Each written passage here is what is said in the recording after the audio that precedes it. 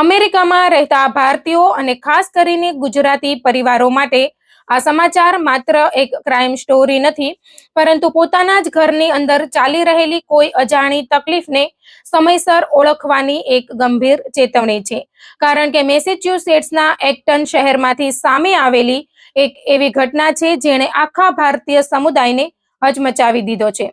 એક જ પરિવારના ઘરમાંથી માતા અને માત્ર 14 વર્ષના દીકરાના મૃતદેહો મળી આવ્યા. પરિવારનો 17 વર્ષનો જ દીકરો પોલીસના નિશાના પર આવ્યો અને સૌથી મોટો સવાલ એ છે કે આખરે ઘરની 4 દિવાલોની અંદર એવું શું બન્યું કે એક પરિવારની દુનિયા જ ઉજળી ગઈ. અમેરિકામાં રહેતા ભારતીય મિત્રો, આપણે ઘણી વખત માનીએ છીએ કે આપણું બાળક આપણી સામે જ છે. તે સ્કૂલમાં જાય છે, ભણે છે, મિત્રો સાથે સમય પસાર કરે છે, કોમ્પ્યુટર અને ફોન વાપરે છે અને એટલે આપણે તેને સારી રીતે ઓળખીએ છીએ. પરંતુ ક્યારેક બાળકના મનમાં શું ચાલી રહ્યું છે તે માતા પિતાને ખબર પણ પડતી નથી. અને આ જ બાબત આ ઘટનાને વધુ ગંભીર બનાવે છે. મળતી માહિતી પ્રમાણે 11 ઓગસ્ટના રોજ મેસેચ્યુસેટ્સના એક્ટનમાં એક ભારતીય પરિવારના ઘરે એવી ઘટના બની કે સાંજ પડતા જ આખો વિસ્તાર પોલીસથી ઘેરાઈ ગયો.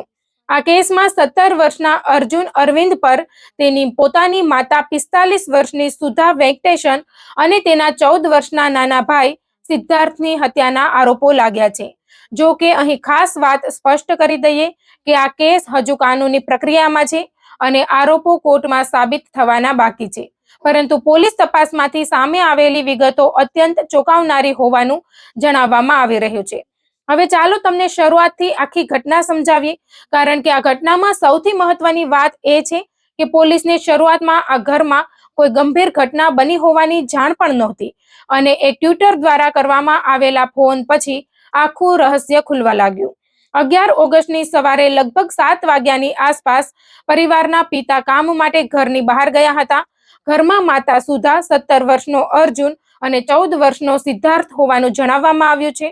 બપોરે 12 વાગ્યા પછી સિદ્ધાર્થ રમતગમત અથવા એક્ટિવિટી સેન્ટરમાંથી ઘરે પાછો ફર્યો હતો, પરંતુ સાંજ સુધીમાં પરિસ્થિતિ એવી બની ગઈ હતી કે ઘરની બહારથી કોઈ અંદાજ પણ લગાવી શકે નહીં કે અંદર શું ભયાનક ઘટના બની ચૂકી છે. સાંજે એક ટ્યુટર ભણાવવા માટે પરિવારના ઘરે પહોંચ્યા. ટ્યુટરે ડોરબેલ વગાડી, દરવાજો ખખડાવ્યો અને વારંવાર સંપર્ક કરવાનો પ્રયાસ કર્યો, પરંતુ અંદરથી કોઈ જવાબ મળ્યો નહીં. હવે અહીંથી ઘટનાએ એક નવો વળાંક લીધો, કારણ કે ટ્યુટરે પરિવારના પિતાને ફોન કરીને જણાવ્યું કે ઘરમાંથી કોઈ દરવાજો ખોલી રહ્યો નથી. પિતાએ પણ પરિવારના સભ્યોનો સંપર્ક કરવાનો પ્રયાસ કર્યો, પરંતુ જ્યારે કોઈ જવાબ મળ્યો નહીં ત્યારે તેમણે એક્ટન પોલીસને ફોન કરીને વેલ બીઇંગ ચેક કરવા વિનંતી કરી. એટલે કે પોલીસ ઘરે જઈને તપાસ કરે કે પરિવારના સભ્યો સલામત છે કે નહીં. અને મિત્રો, કદાચ એ જ ફોન કોલે આ ભયાનક ઘટનાનો ખુલાસો કરી દીધો. સાંજે લગભગ 6:37 પોલીસ જ્યારે ઘરે પહોંચી ત્યારે તેમને ઘરની અંદર 2 મૃતદેહો મળી આવ્યા. 14 વર્ષનો સિદ્ધાર્થ ઘરના પ્રથમ માળેથી મળી આવ્યો હતો, જ્યારે 45 વર્ષની માતા સુધા ફિનિશ્ડ બેઝમેન્ટ વિસ્તારમાં મળી આવી હતી. એક પરિવાર માટે આનાથી મોટી દુર્ઘટના બીજી શું હોઈ શકે કે પિતા કામ માટે બહાર ગયા અને થોડા કલાકો પછી ઘરે પાછા ફરવાની રાહ જોઈ રહ્યા હોય, પરંતુ તેમના પોતાના જ ઘરમાં પત્ની અને નાનો દીકરો જીવતા ન રહ્યા હોય.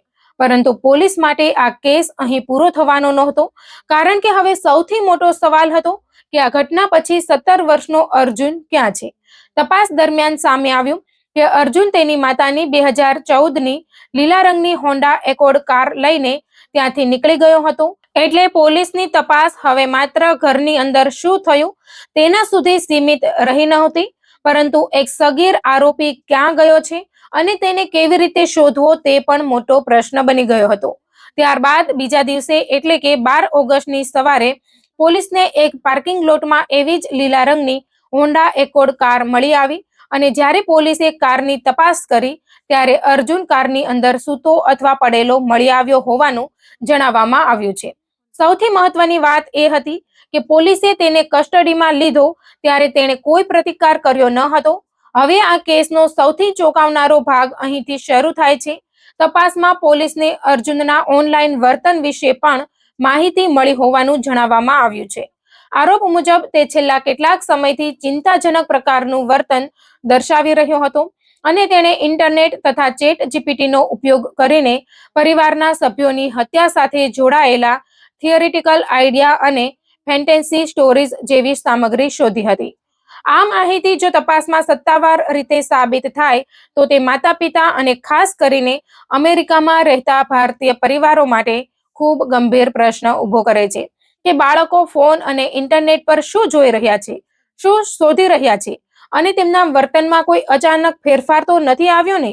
પરંતુ મિત્રો, અહીં પણ સાવચેતી જરૂરી છે, કારણ કે ઓનલાઈન સર્ચ હિસ્ટ્રી અથવા કોઈ એઆઈ ટૂલનો ઉપયોગ પોતે જ કોઈ વ્યક્તિના ગુનાનો પુરાવો બની જતો નથી અને આ સમગ્ર બાબત તપાસ તથા કોર્ટની પ્રક્રિયામાં પુરાવા તરીકે કેવી રીતે સામે આવે છે તે મહત્વનું રહેશે.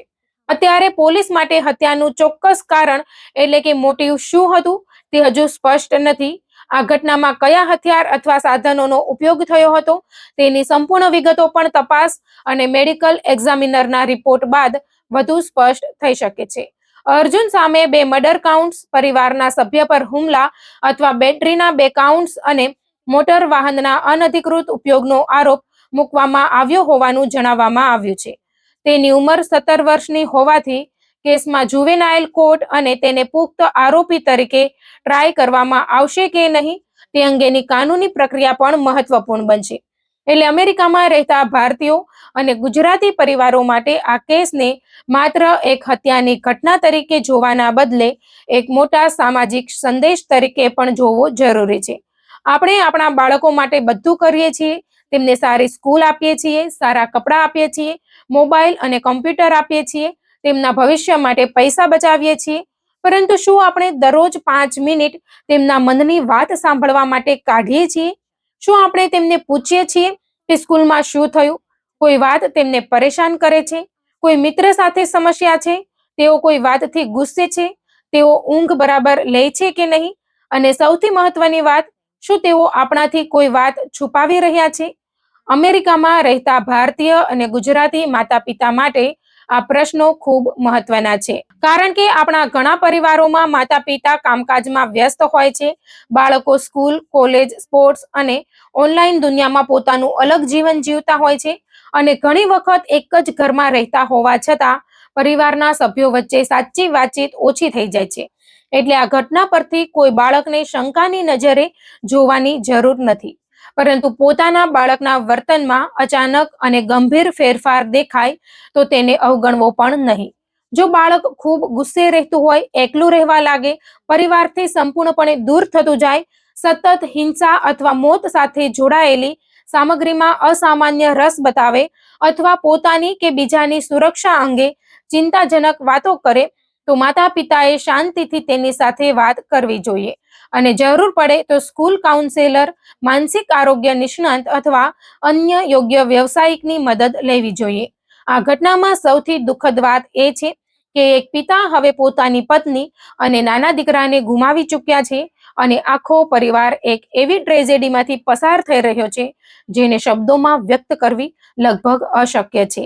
એક તરફ 2 જીવ ગયા અને બીજી તરફ 17 વર્ષના દીકરા સામે ગંભીર ફોજદારી આરોપો છે. હવે કોર્ટ, પોલીસ અને તપાસ એજન્સીઓ એ જાણવા પ્રયાસ કરશે કે ખરેખર શું થયું, શા માટે થયું અને આ ઘટનાની પાછળની સંપૂર્ણ હકીકત શું છે. પરંતુ અમેરિકામાં રહેતા મારા તમામ ભારતીય અને ગુજરાતી મિત્રો, આ ઘટનામાંથી આપણે એક વાત ચોક્કસ શીખવી જોઈએ કે પરિવાર સાથે વાત કરવા માટે ક્યારેય મોડું કરવું નહીં. દરરોજ માત્ર 5 મિનિટ અથવા ઓછામાં ઓછું 2-3 દિવસે એક વખત પોતાના બાળકો સાથે મોબાઈલ બાજુ પર મૂકીને દિલથી વાત કરો. તેમને માત્ર માર્ક્સ, નોકરી અને ભવિષ્ય વિશે નહીં, પરંતુ તેમના મન વિશે પૂછો, કારણ કે ક્યારેક બાળકને આપણી પાસેથી પૈસા કે સલાહ કરતા પણ વધારે જરૂર હોય છે, માત્ર એટલી કે કોઈ તેને ધ્યાનથી સાંભળે. એક્ટનમાંથી સામે આવેલી આ કરુણ ઘટના વિશે તપાસ આગળ વધશે, કોર્ટમાં વધુ વિગતો સામે આવશે અને ત્યારબાદ જ આ સમગ્ર કેસની સંપૂર્ણ તસવીર સ્પષ્ટ થશે. પરંતુ આજે જ આપણે આપણા ઘરમાં એક નાનું પગલું લઈ શકીએ છીએ. આજે રાત્રે પોતાના પરિવાર સાથે 5 મિનિટ બેસો, વાત કરો અને પૂછો, બેટા તારા મનમાં બધું બરાબર છે ને? કદાચ આ 5 મિનિટની વાતચીત આપણા પરિવાર માટે સૌથી કિંમતી 5 મિનિટ બની શકે છે.